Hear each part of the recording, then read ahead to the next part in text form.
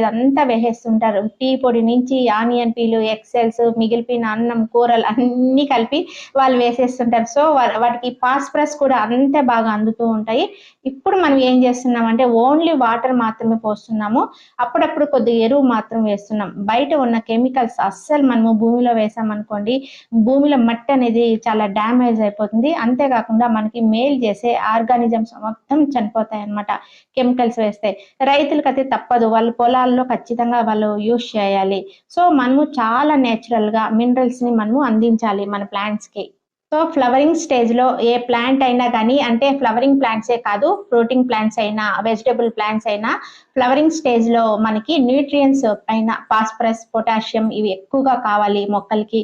So, ఈ 2 ఉన్నవి ఏవైనా కానీ మీరు ఫెర్టిలైజర్స్ ఫ్రీక్వెంట్‌గా 10-15 డేస్ మధ్యలో మనం ఇస్తూ ఉండాలండి. ఎందుకంటే ఫ్లవరింగ్ స్టేజ్‌లో ఉన్న మొక్కలకి